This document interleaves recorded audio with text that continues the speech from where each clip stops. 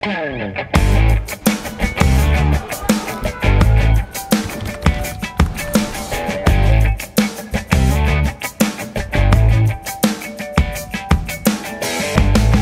programa de hoje, vamos conversar com o advogado que atua na área de relações de consumo. Ele é especialista na área, já foi presidente do PROCON de São Paulo, é o Dr. Vinícius Zwarg. Ele conosco vai conversar a respeito de problemas que estão sendo enfrentados pelas pessoas, pelos clientes, em relação à utilização do Pix, casos de fraudes e também de mau uso. Tudo isso e muito mais na entrevista de hoje. Seja bem-vindo, doutor Vinícius Zwarg, ao nosso Espaço Cidadão. Eu que agradeço o convite, é um prazer falar com o Espaço Cidadão, um prazer falar com a Band. Fico à disposição, à sua disposição para as perguntas, para as suas perguntas e para as perguntas dos telespectadores. Prazer dele conosco. Eu gostaria que você pudesse expor para o nosso telespectador e o nosso internauta também a visão que você tem em relação aos principais problemas que têm acontecido pela sua experiência como advogado em relação ao Pix, que é uma novidade importante, que trouxe muitos benefícios, mas também tem gerado alguns transtornos. É verdade, Robson. Como você colocou, o Pix é um serviço muito importante no mercado de consumo. Os bancos realmente deram um passo importante para a modernidade.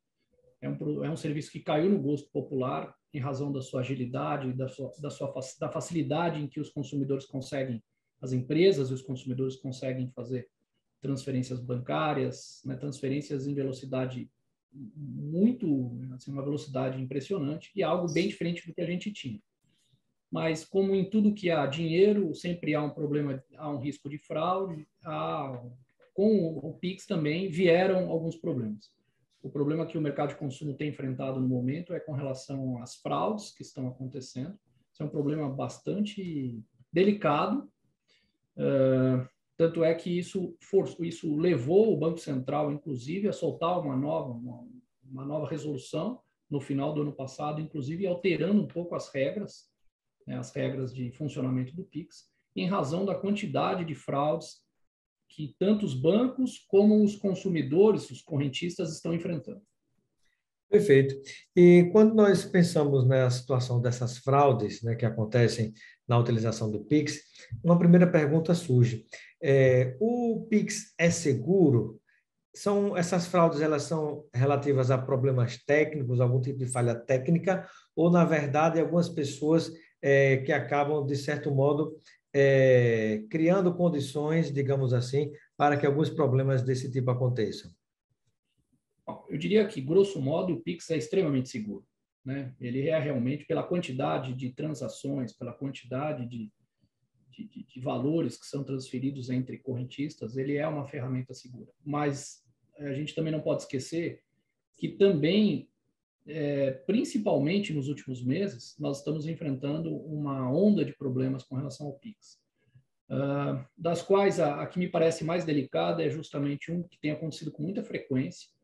São situações em que as pessoas estão estão roubando os celulares das pessoas, quase sempre os celulares com a tela aberta.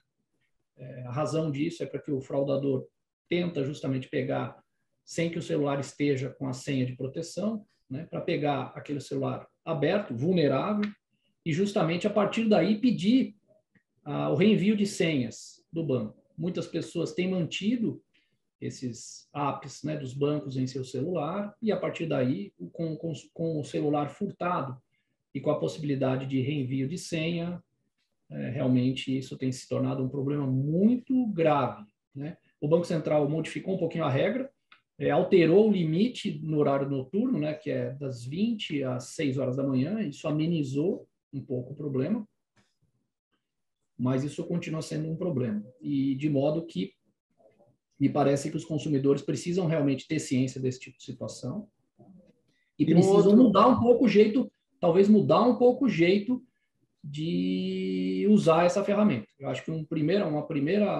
primeira orientação, se é que eu posso assim dizer, né, uma primeira sugestão é para que os consumidores saibam que esse problema está acontecendo e para que eles mudem um pouco no seu cotidiano. Eu sei que é desagradável, mas a gente não pode esquecer que a gente vive também num país que tem um problema de violência bastante considerável. Doutor Vinícius, e uma outra forma de fraude, me parece que tinha acontecido, através de um outro aplicativo e depois se chega, digamos assim, a cometer o crime através do Pix, que é algo que já está bastante comum, que é quando se clona o WhatsApp das pessoas. Se vai nas conversas e aí se pede um dinheiro, se pede alguma coisa para aquela pessoa, né? A partir das conversas você vê se são parentes, se são amigos, se são pessoas com intimidade, faz um pedido de algum valor emergencial. Faz o Pix para mim. E a partir dali, a pessoa, muitas vezes, se não checa a informação antes, também cai nesse golpe, né? É um golpe muito frequente. Geralmente, o fraudador, numa situação que nem essa, ele tira foto, né? Ele procura uma foto da pessoa, se passa por aquela pessoa, fala com o maior número de contatos, dizendo: olha, eu tô com uma outra linha aqui, né? Eu tô com outro número, eu estou com um problema no meu banco aqui, será que você não pode me adiantar um determinado valor?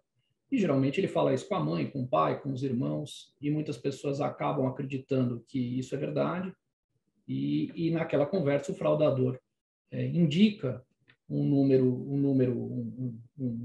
conta, né, um Pix ou uma conta de transferência, e algumas pessoas, imaginando que o seu parentesco está de boa fé, que não é seu parentesco, acabam fazendo. Tem acontecido também, essa você mencionou uma, tem acontecido outra também nesses sites de relacionamento. Esse é um problema bastante sério, de pessoas que estão se passando por aquele tipo de pessoa, como se estivesse ali buscando um relacionamento, e quando uma das pessoas marca um encontro, na verdade não há encontro nenhum, as fotos são todas fotos forjadas. Há um estudo por parte do fraudador, do meliante, né, de quem é aquela pessoa, e no momento daquele encontro que a pessoa imagina que vai se encontrar com a mulher desejada ou com o homem desejado, na verdade não há um encontro nenhum ali. Ali, na verdade, é a hora que as pessoas pegam, os bandidos pegam aquela pessoa. Isso tem acontecido bastante também, de modo que os consumidores, as pessoas realmente têm que tomar cuidado. O ambiente digital, ele é muito bom por um lado, mas a gente também tem que ter sempre o pé atrás, né? A gente Sem tem que dúvida. realmente olhar isso com um olhar cuidadoso. Eu tive a oportunidade de fazer entrevista com um dos delegados de Brasília, que atua exatamente nessa área, não me recordo o nome dele agora, mas é especialista no assunto. Ele fala, né, sobre os tipos de crimes de engenharia social, né? Se faz todo um levantamento sobre aquela pessoa, para a partir daí você entrar numa conversa, num diálogo, envolver a pessoa e depois acaba fazendo esse tipo de assalto. Mas em relação ao Pix, na hora que acontecem esses diversos tipos de fraudes ou de assalto mesmo, onde o Pix está envolvido, como é que os clientes podem fazer para não ficar no prejuízo? É possível você rever algum dinheiro que foi transferido numa situação dessa de fraude através do Pix ou não tem mais jeito? Sim, é possível, sim. Existe uma discussão de ordem jurídica com relação a isso. Se eu não estiver equivocado, eu acho que inclusive esse assunto foi tratado perante os órgãos de defesa do consumidor. Eu digo perante os órgãos, porque são muitos, o sistema nacional é muito grande, existe aí algumas centenas de PROCONs espalhados pelo Brasil, né? Os bancos têm mantido, de maneira geral, os bancos têm mantido a posição de que, em caso de fraude no Pix, desse exemplo que eu disse, né, das pessoas que estão tendo seu celular roubado, isso é um problema de culpa exclusiva do consumidor, porque ele permitiu que a pessoa, né, quer dizer, aconteceu esse evento, que eles entendem, e ao mesmo tempo o consumidor também não foi diligente em deixar a possibilidade de reenvio de senha, e tem imputado essa responsabilidade aos consumidores. No Poder Judiciário, o desfecho tem sido diferente, né? O Poder Judiciário tem entendido, e a meu ver de maneira extremamente acertada, que é responsabilidade, sim, das instituições financeiras, em razão do que prevê o Código de Proteção e Defesa do Consumidor. Isso tem tratamento, né? Tem previsão no nosso ordenamento jurídico. Isso nada mais é do que um risco da atividade dos bancos, né, que é imputado ao mercado de consumo e que não há como atribuir isso ao consumidor, né? Até porque nós estamos no mercado de consumo, nós sabemos, é difuso, nós temos pessoas de todos os tipos, inclusive pessoas que têm dificuldade até na utilização disso, na compreensão disso, né? E o fato é que o Poder Judiciário via de regra, está condenando os bancos e determinando o desfazimento dessa operação, que, na verdade, na prática, significa dizer a devolução do valor que foi retirado da conta do consumidor. Perfeito. Doutor Vinícius, e diante desse seu dia a dia, né, atuando nessa área de defesa do consumidor, sobretudo, né, esses casos que têm aumentado muito de fraudes através do Pix, existe alguma outra fraude, outro tipo de fraude pelo Pix, né, que tenha chegado a se dar golpe nas pessoas que você possa relatar? Tem alguns de relacionamento de cunho sexual também, que a coisa acaba indo para um outro caminho, e que também, muitas vezes, a pessoa acha que está, em algum momento, o fraudador sugere que aquela conversa é com uma pessoa menor de idade e que ali haveria um crime, ou seja, né, haveria uma relação do ponto de vista criminal que não deveria existir, com uma eventual possibilidade de imputação de crime, mas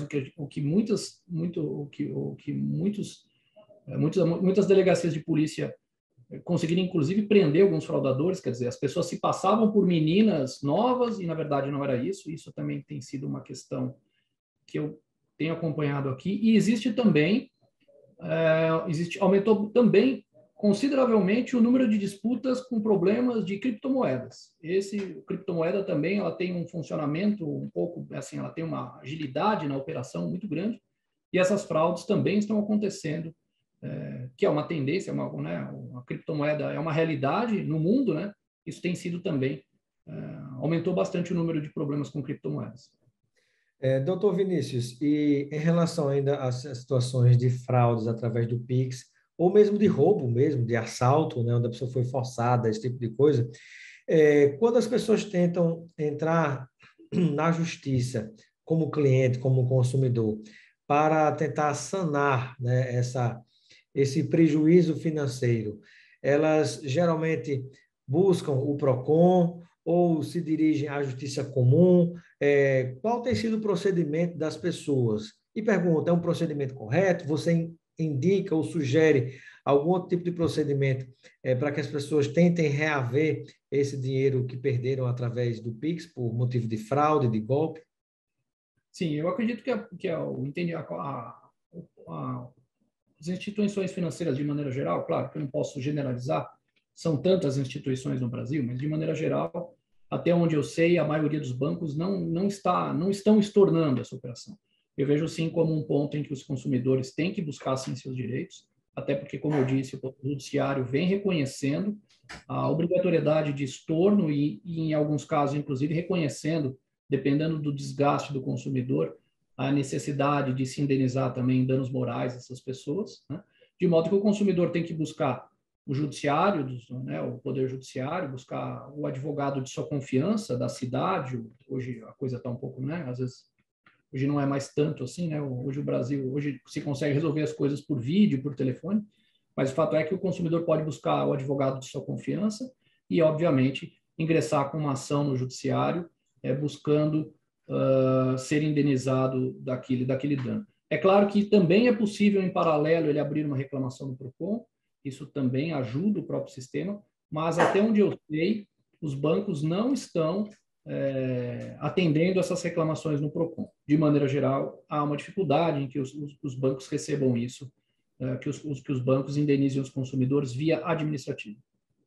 Doutor Vinícius, com relação a essa questão do consumidor, né? Quais são, diante dessa sua experiência, as principais orientações que você compartilha com quem nos acompanha nesse momento para evitar, né? São dois momentos da pergunta, né? Primeiro, as orientações para as pessoas evitarem cair nesse tipo de golpe de fraude, e depois, se caiu, quais são as orientações de como ela deve proceder? Eu acho que eu tenho falado com muitas pessoas, inclusive falei com alguns delegados, eles têm orientado as pessoas a terem, assim, a deixar uma outra maneira de fazer as operações bancárias, né? Não deixar isso tão disponível no celular que você usa, andando de carro com ele aberto. Eu recebi uma grande quantidade de casos de pessoas nos quais o modus operandi dos bandidos foi o mesmo.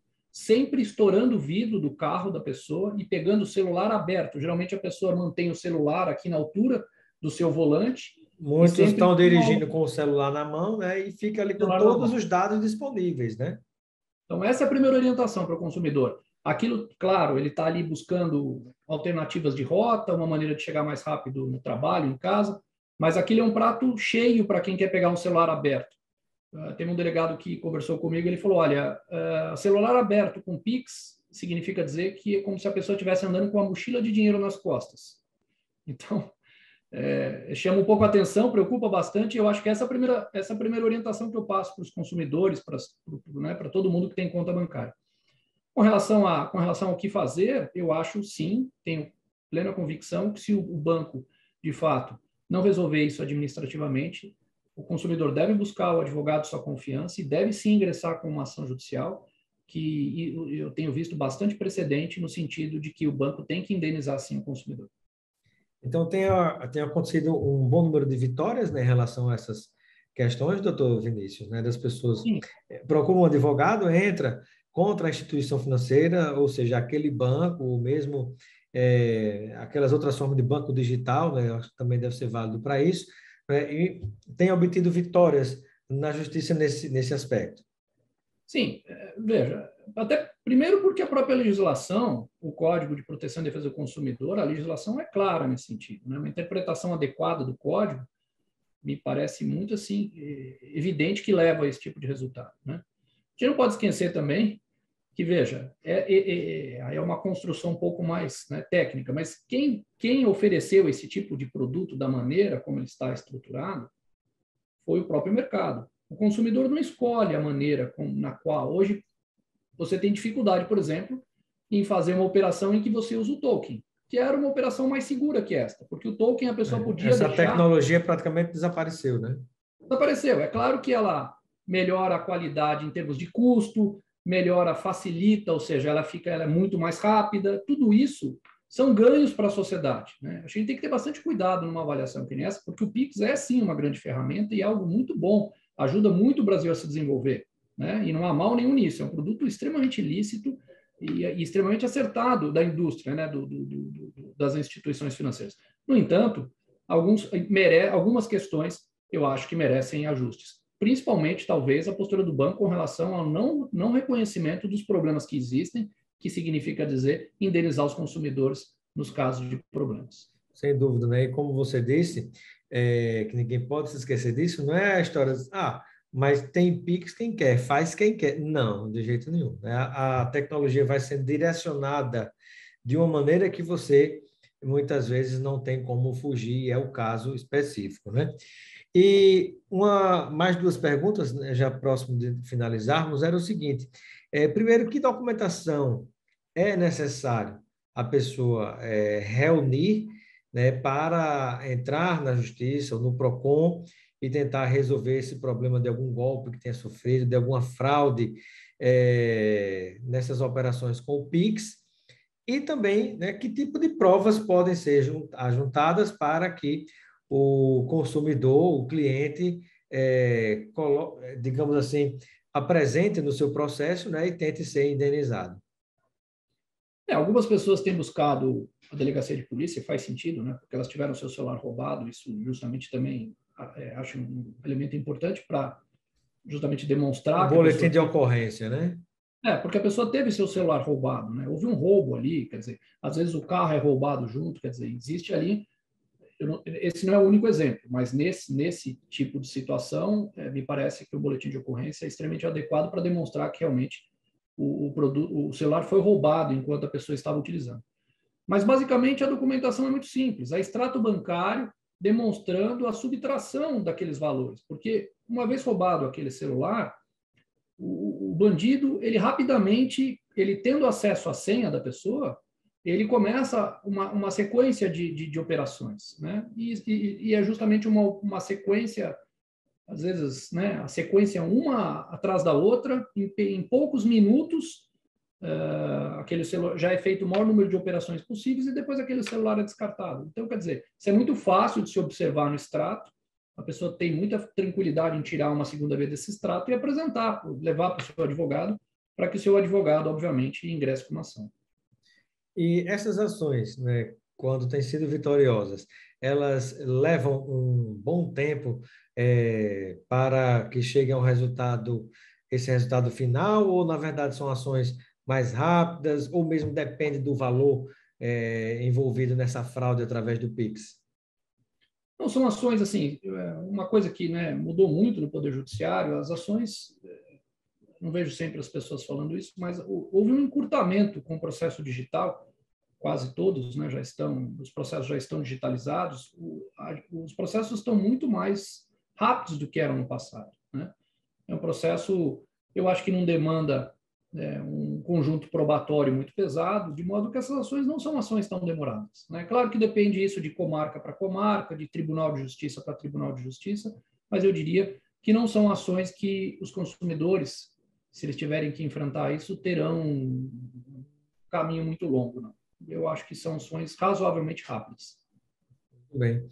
Bom, e já próximo de finalizar a nossa entrevista, eu gostaria que você, Dr. Vinícius Zwarg, pudesse, né, como especialista nessas relações de consumo, compartilhar algumas informações que você considera importante para o nosso telespectador e para o nosso internauta, né, ficar sempre atento, evitando essas fraudes, evitando esses golpes, através do Pix ou de outras formas também, né? Então, deixo esse momento final para que possas compartilhar com quem nos acompanha nesse momento, né, essas informações que são preciosíssimas, sem dúvida. Eu acho que a mensagem é o seguinte: nós vivemos um momento muito digital que traz consigo inúmeros benefícios, benefícios de todas as ordens, de velocidade, de facilidade, de acesso à informação, e isso tem trazido grandes ganhos para a sociedade como um todo. Mas a gente não pode esquecer que o mundo digital é altamente impessoal, né? A impessoalidade é a tônica do mundo digital, e as pessoas não podem se esquecer disso.